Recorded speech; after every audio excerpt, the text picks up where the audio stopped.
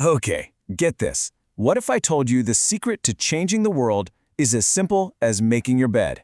I know, it sounds a little crazy, right? Almost too simple. But that is the exact idea from Admiral William H. McRaven's amazing book, Make Your Bed.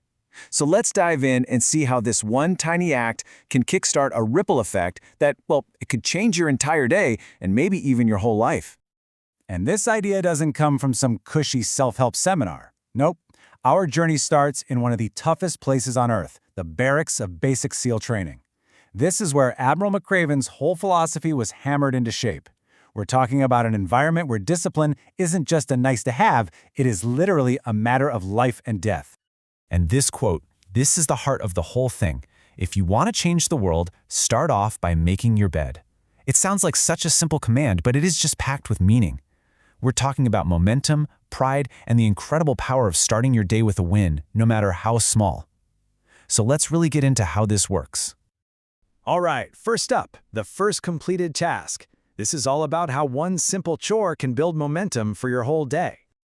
The psychology behind this is actually pretty cool. See, making your bed isn't really about being tidy. It's about getting a quick, immediate win right at the start of your day. That one small accomplishment gives you this little jolt of pride. It actually, gives your brain a little hit of dopamine, which feels good. And that creates this positive feedback loop that encourages you to do another task, and then another, and another. You can really see that ripple effect here. It starts with one task completed. That gives you that small sense of pride we talked about. And that feeling, it encourages you to tackle the next task. It all reinforces a super important idea. The little things in life matter. I mean, if you can't get the small stuff right, how are you ever going to handle the really big things? And for the Navy SEALs, let me tell you, this was no joke. This wasn't just a friendly suggestion. Their day kicked off with a super strict bed inspection by an instructor who was not messing around. If you failed, there were consequences. This whole ritual was designed to drill discipline and a crazy attention to detail into them, skills that were absolutely essential for the life-or-death missions they'd be facing. But it's not all about you and your own discipline. The next big idea is that you can't change the world alone. You absolutely need to find someone to help you paddle. And this image just says it all, doesn't it? In SEAL training, success had nothing to do with being the strongest guy. It was all about the team working together, perfectly in sync. Your survival, your ability to complete the mission, it all came down to every single person in that boat paddling together. So the big lesson here is pretty simple. You are going to need help. Admiral McRaven learned this the hard way after a really bad parachute accident almost ended his career. He was at a point where he was just ready to give up. But it was his wife, his friends, his colleagues, they were the ones who pulled him through. It's just like that boat. You need a crew to help you get through the rough waters of life. Okay. But even with an amazing team, things are going to go wrong. That's just how it is. And that brings us to a pretty tough truth about life and, more importantly, how you deal with it. So here's the deal, and it's a tough one. Life isn't fair.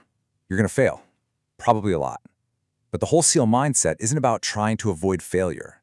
It's about what you do after you fail. The mantra is to drive on. That means you don't complain, you don't blame anyone else, you just accept it, learn what you can from it, and you keep moving forward. Because, believe it or not, those failures are what make you stronger in the long run. Okay, so once you've got that foundation built, the personal discipline, the teamwork, the ability to bounce back from failure, that's when you're ready to start making a real impact on the world. And these are the actions that build on that foundation. You got to dare greatly. Take those risks, even if it means you might fail. You have to stand up to the bullies. Confront injustice wherever you see it. You need to give people hope. Be that light for others when things get dark. And finally, never, ever quit. Just push through when every part of you wants to stop. This is the moment your personal discipline turns into real leadership. All right, so let's bring this whole thing full circle, right back to where we started with that one simple little act. Because at the end of the day, it all comes back to the bed. It's your daily reminder that you can create order out of chaos, that you could accomplish something. It proves that if you want to tackle the really big things in life, you've got to get the little things right first. It's step one, the first step to changing your life. And who knows, maybe even changing the world. So as we wrap this up, I'll leave you with just one question to think about for tomorrow. What is your first completed task going to be?